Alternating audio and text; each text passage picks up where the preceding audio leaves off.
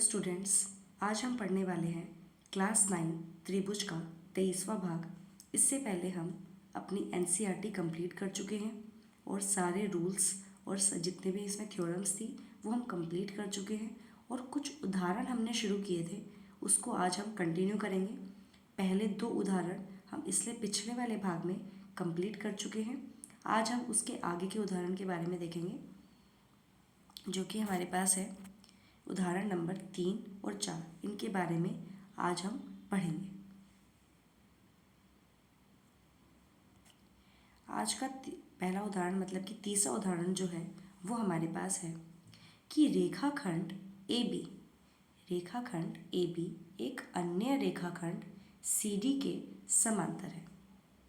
ये जो AB हमारे पास रेखाखंड नज़र आ रही है ये इस CD रेखाखंड के समांतर है। समांतर बोली गई है कि AB समांतर है CD के, ठीक है। और O रेखाखंड, O जो है रेखाखंड AD का मध्य बिंदु है, मतलब कि ये इसके बराबर भी दिया गया है।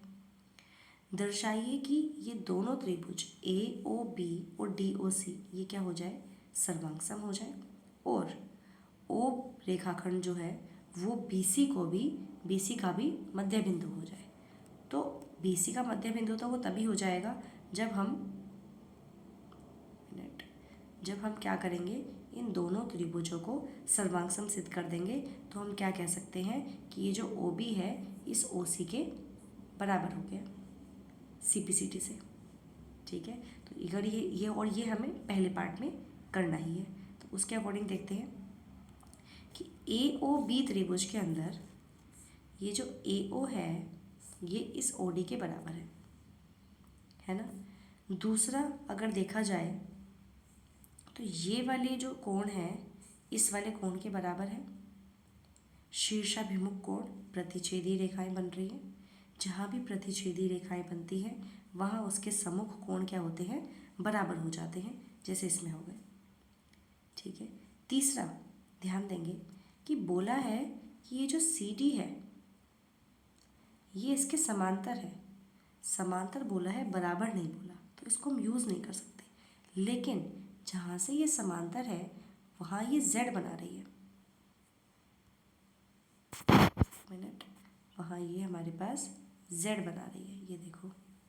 और जहाँ भी Z बन जाता है वहाँ ये जो कोण आता है ये बराबर हो जाते हैं, जिसको हम बोलते हैं एकांतर कोण।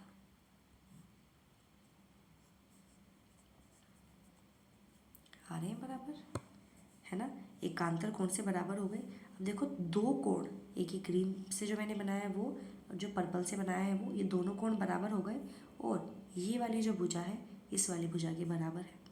इससे हमें नज़र आ रहा है कि ये हमारे पास कोण भुजा कोण नियम दे रहा है। भुजा कोण नियम हमें मिल रहा है यहाँ से, जिससे हम कह सकते हैं कि ये दोनों ही त्रिभुज AOB और त्रिभुज COD या DOC हमारे पास क्या हो गए, सर्वांगसम हो गए। किससे, ASA कोण भुजा कोण नियम से, ठीक है।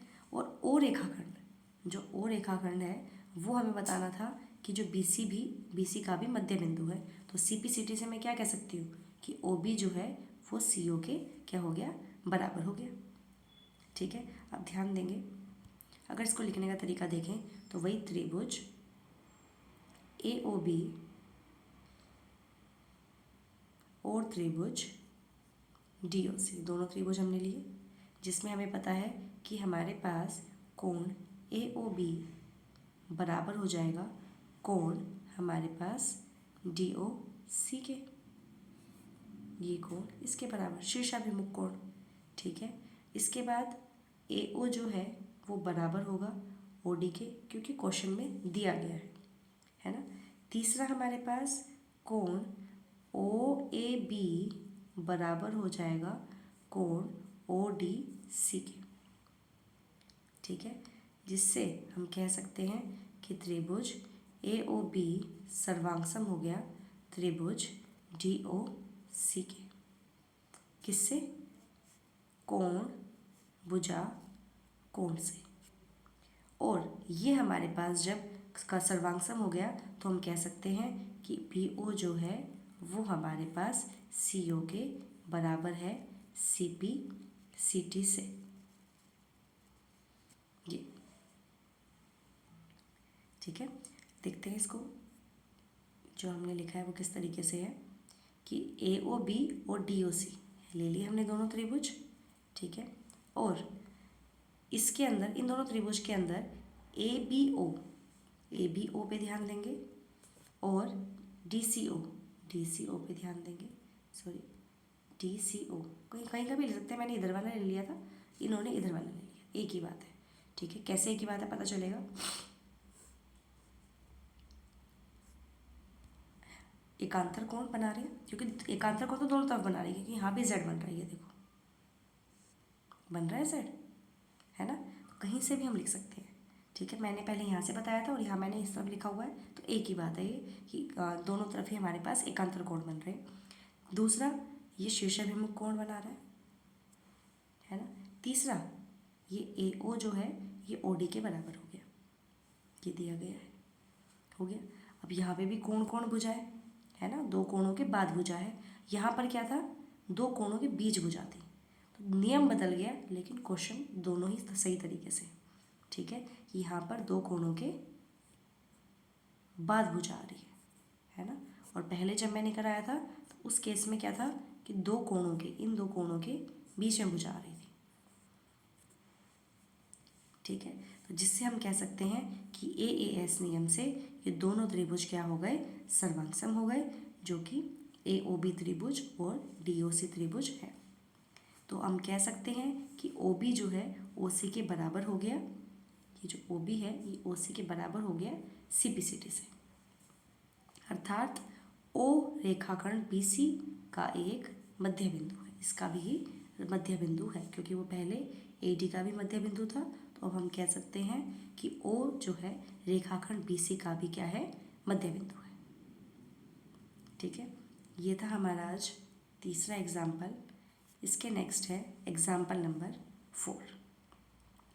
एग्जाम्पल नंबर 4 में त्रिभुज ABC में कोण A का समद्विभाजक, कोण A का समद्विभाजक AD भुजा BC पर लंब है, इस भुजा BC पर क्या है, लंब है, ये जो A का समद्विभाजक AD है। अब समद्विभाजक का मतलब वो क्या कहना चाह रहा है कि हमारे पास जो ये AD जो रेखा है ये इसको दो बराबर हिस्सों में तोड़ रहे, मतलब कि एक बराबर में दो है, ठीक है, और लंब है इस पर तो 90 डिग्री पर है। अब ये भी ध्यान रखें कि लंब बोला है, ये नहीं बोला कि लंब समद्विभाजक। अगर समद्विभाजक की बात करते तो हमारे पास BC को भी ये 2 इक्वल पार्ट्स में डिवाइड करता, जो कि इसने नहीं बोला, इन्होंने बोला है सिर्फ कि ये एक कोण एक का समद्विभाजक है, मतलब कि कोण एक बराबर कोण दो है। दर्शाना है कि AC जो है ये AB जो है इस AC के बराबर हो जाए, अर्थात हम ये कह सकें कि ABC एक समद्विबाहु त्रिभुज है, ठीक है।